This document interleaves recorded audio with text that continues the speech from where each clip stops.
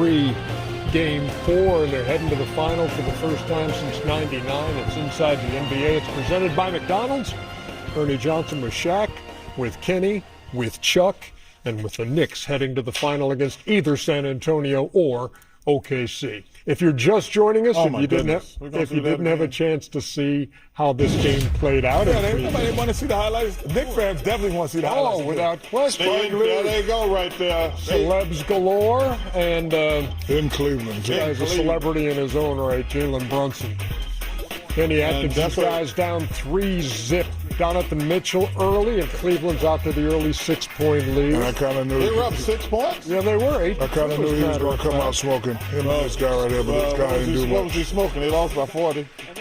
So many leak outs. I said, come out. Oh my gosh! Come on, man. Ahead of the pack. You got to get back. Who's back on defense? Nobody. Come on, man. This is ridiculous, man. You can't get outrun. Oh, Kenny. Yes. Music, please. And he got fouled. We can't. No, we're not going to do that. This is a foul. This is a foul. Come on, man. Ref, you just giving them mercy. Brunson pulling up and knocking down a 3. You know who else can hit that? Juice McBride can hit that. You know, Ernie, we always talking about putting your foot on your opponent's neck, and the Knicks definitely did that tonight. That may have needed the music on that one right there, but it's all right. Hey, put your foot on your chest when you're trying to close out this series. I don't know if they put their foot on their neck. They damn sure put it up their ass. Probably an unnecessary comment by the Chucks. I'm sorry, I would have to agree with you, Chuck. They just putting up the threes. Alvarado, no, but there's Cat. Come on, man. The great John Starks. It was 50-26 at that point. In fairness to Coach Atkinson, analytically, only lost by 12. Stop it. I'm just telling you. Stop it. You're on fire tonight. What is this, the Cleveland roast? No, brother. 68-49 at the half. You know how much time we get off now, Kenny? You know what? Come back to and Cleveland pulled within 16 in the third quarter. Yeah, that's never a good thing. We closed WFD, Ernie. WFD, Ernie. I know. We got it down to 16, guys. And then came a 12-0 run. The people who are on fire right now. They're loving it at the watch party. Oh, give me that. And now it's 107-76. Man, we get a week off, y'all. Over a week. You know what's crazy? The New York City is one of the most famous cities with a million things to do. They had a watch party. That's when you know that this is out of control. There you go, right there. Analytical East. Good job, pro football talk. That was funny right there. 103. 130 to 93. And if they had 103, they still would have won by 2. Double digits. 130 points are the most scored without a 20-point score in any game in NBA playoff history. That's great. Cavs are swept. Here's Kenny Atkinson. Yeah, I'm disappointed. I mean, disappointed for the group. Listen, from a coaching standpoint, normally you'd say, man, I wish we had, player-wise roster. I wish we had this. We didn't have this. I can't say that. Ownership and front office gifted us with a wonderful roster, talented roster. So I feel bad. I feel bad for the group. Because you want to fulfill, your expectations first of all. So, that's disappointing. I'll turn it positive though. We took a step. This is kind of how this works. You have to keep climbing. We are going in, obviously a positive direction. Fell short. There's no bigger motivator, right, to get to the next level. I think of this all season and development and how we got the sacrifice we're going to need to make to get to the next level. But I'm proud of this group in terms of how they fought through adversity. 1-2 game sevens. We took a step. I think we took a step mentally, from a mental toughness point of view. So I'm going to kind of lean on that. And again, we all know there's another 2 steps really you got to take if that's the ultimate goal. There's obviously a lot. Longest win streaks in a postseason. So the Knicks standing on 11. The 17 Warriors won 15 in a row, and a good harbinger of things to come for the most part is winning an NBA title. We will see if that plays out for this 2026 version of the New York Knicks. And you talk about, look, they've had 3 opportunities to close out, each of them on the road, and they have gotten it done. No team has ever done that by at least 30 points in all of those closeouts. In fact, nobody had ever done it by 20 in 3 closeouts. And so that's impressive. Give the Knicks their flowers, man. That's impressive. On the road, even more impressive. You know, Ernie, can I mention, Coach Atkinson said that they took a step. Mm-hmm. They took a step in terms of what it looks like on paper, meaning they got to the conference finals where the last years they did not.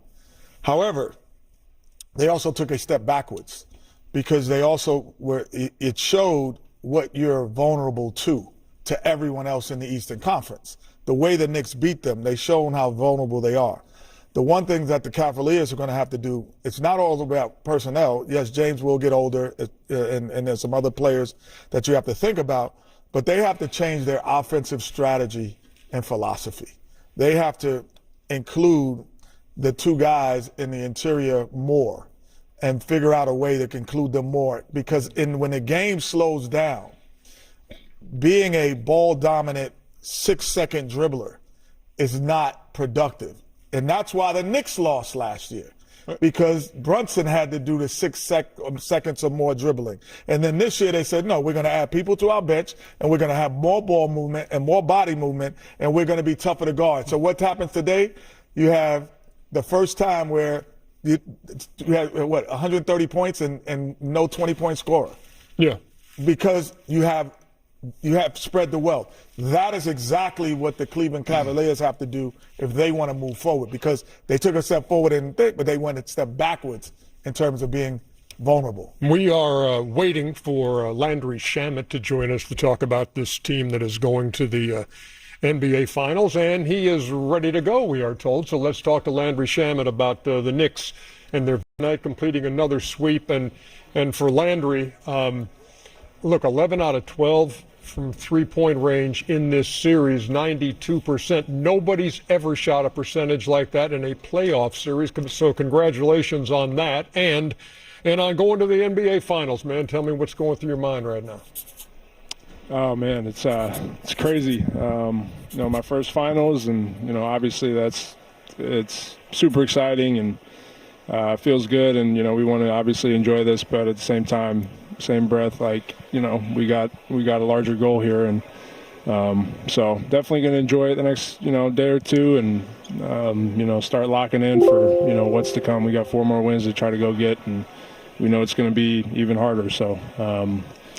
Really proud of this group and, kind of what we've fought through all year, and, being in this position now with this team, it's pretty special. Landry, great series. I played with some great shooters, Big Shot Bob, Brian Shaw, Rick Fox, and I used to go to them on nights of closeout games and say, I'm coming to you, be ready. Did Brunson and Cat come to you, and, did anybody on the team come to you and tell you to be ready? Because you're more than ready, my brother. You're playing great. Thank you, man. I appreciate that. Honestly, I think one of the beautiful things about this group is our approach, regardless, is pretty steady. There was no, make it special, Landry, we're going to play through you tonight or anything, or anyone. Our whole thing, when we're at our best, we, stick to our principles, play within ourselves, play fast, and rely on each other. And the beautiful thing of this group is it could be a different guy every night. Josh Hart had a great shooting night this series. When they're sagging off of him, he made a bunch of shots. It could be Deuce, could be anybody off the bench. Jose, doesn't matter. It's the next man up, and truly like a collective effort. Number one, young man, congratulations. And me, Kitty, and Shaq and Ernie have had the experience of being in New York when the Knicks are doing good. Can you explain to people, like, number one, how in the hell y'all be making all that racket on the roads, and how crazy it is being in the Garden or just walking around New York right now?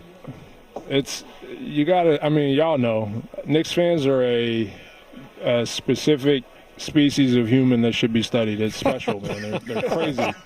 They're crazy. They fly out to Cleveland on a Monday. They're everywhere. They take over arenas. Everywhere you walk in the city, that's what you hear. The buzz is unbelievable. There's really, you could try to explain what's going on in New York right now for Knicks fans, but good luck. Like, it's different. Knicks fans are different, man. You know what? Congratulations, Landry. I think the other thing that you went 11 for 12 from three, and that's going to be, go down in history as, one of the great series. But I thought really your defensive effort on Donovan Mitchell in game one, when you guys were down, was just as vital, if not even more, because he was really having his way, and defensively guarding the best player, you get that assignment as well sometimes. Yeah. He's a hell of a player, and, I've said it before, we have a tremendous luxury on this team of having multiple primary defenders that we could give guys different looks, because as you guys know, these are the best players in the league and really good offensive players that teams played through. If you give them the same look over and over all game, they're going to figure it out and pick you apart. And so we have the luxury where we have, 4 or 5 guys really, perimeter defenders that we could stick on the ball and say, you got him. When we find something that works, we'll stick with it, but we have the ability to go to different things and give them different looks, and I think that's a huge strength of our team. Last question so you can go celebrate. You guys are going to have about 7 to 10 days off. Did Coach mention to you guys about being careful and about being smart? Yeah, he's been huge on, with that. As we had it the last series, we swept the Sixers and we had like 9, 10. That was crazy. That was a long stretch, longer than the All-Star break. So, but one of the things he was talking about was, the fighting human nature of getting comfortable. And also, as you guys know, you can't recreate, playoff atmosphere in practice. You just can't. The intensity, all of it. It's hard to recreate. So we've got to find ways mentally, physically, emotionally, spiritually to, keep our spirit where it needs to be. Even with time off, taking practices seriously and being intense, going at each other a little bit. So we'll have a good week and be ready to go. Landry, this is, I promise, the last thing. But I am curious. Y'all are good, man. Because this is just like the last series, you're going to have 8 nights off before you play again. And you don't know who you're going to play yet. So how does that work out as you're preparing? Is it, okay, we'll prepare for OKC on this day and then San Antonio? How do you break that up? Yeah. This series we waited all that time and really had one day to prep for Cleveland.